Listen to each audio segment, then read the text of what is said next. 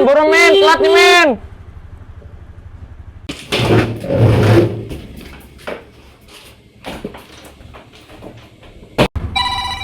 Iya. Kemana sih, lama banget, orang lagi buru-buru juga Iya, ini. maaf ya. Lama banget, bikin orang kesel aja. Astaga. Yaelah, lama. Maaf ya. Kerja di sini tuh emang gitu. Semuanya maunya buru-buru. Semuanya pada nggak sabaran.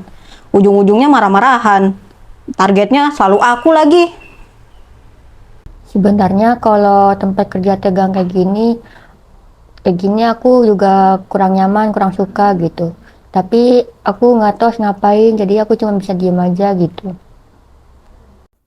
Halo, aku Ajeng. Aku psikolog Pio. Kalian pasti sudah lihat video tadi ya. Di antara kalian semua pasti pernah ada yang ngalamin kejadian seperti itu. Apakah kalian harus berdiam diri dan berpasrah diri? Tentu saja tidak. Yang terjadi tadi namanya adalah agresivitas di tempat kerja. Ciri-cirinya seperti ini.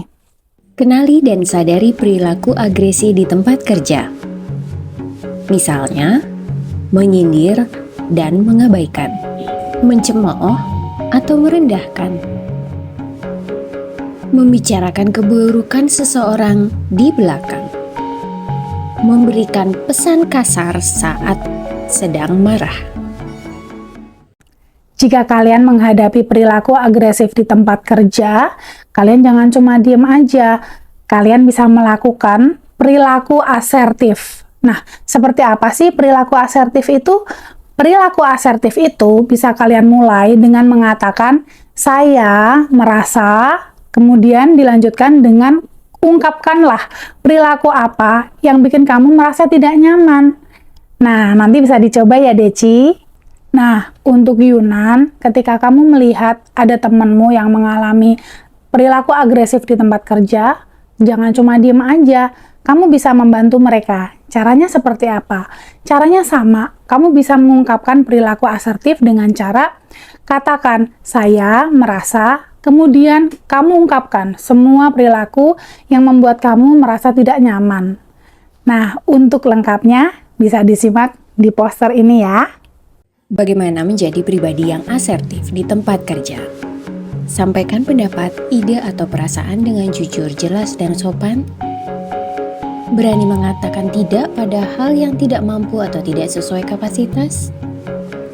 Dan tetap menghargai rekan kerja meskipun berbeda pendapat.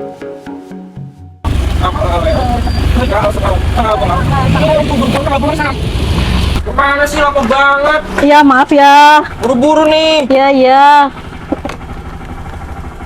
Maaf Arya, ya. tunggu dulu Arya. Aku ngerasa keganggu, kamu klakson gak jelas, jadi kayak orang gak sabaran. Kamu sabaran dikit apa? Kita semua sini juga sama-sama sibuk kayak Arya tuh buru-buru. Iya Arya, aku juga merasa stres kamu klakson-klakson kayak gitu. Seolah-olah aku malas, padahal aku juga berusaha. Sorry.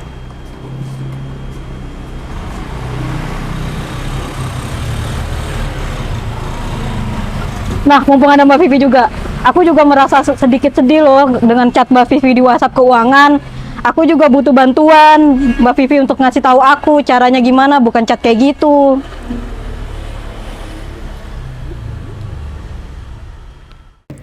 Ternyata Deci dan Yunan belum cukup asertif ya.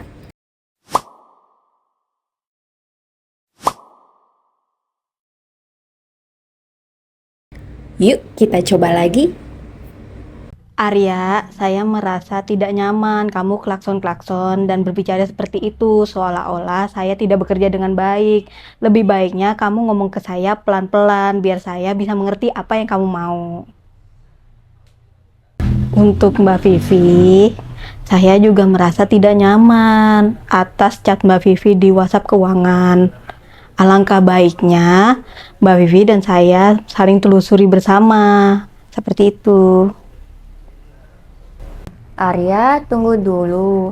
Aku merasa terganggu, kamu klakson seperti orang tidak sabaran. Kita juga di sini sama-sama sibuknya seperti Arya dikejar waktu. Tadi tolong perhatiannya ya.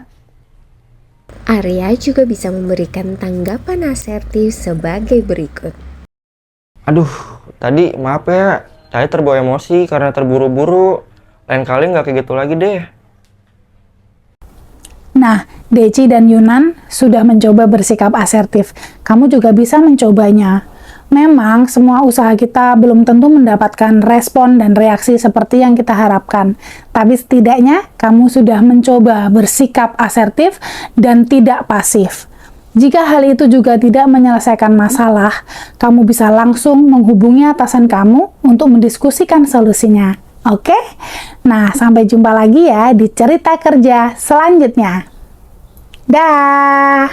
Untuk menjadi pribadi yang asertif di tempat kerja, dengarkan orang lain tanpa menyela, lalu respon dengan empati. Untuk pemula, asertif bisa menggunakan kalimat "saya merasa".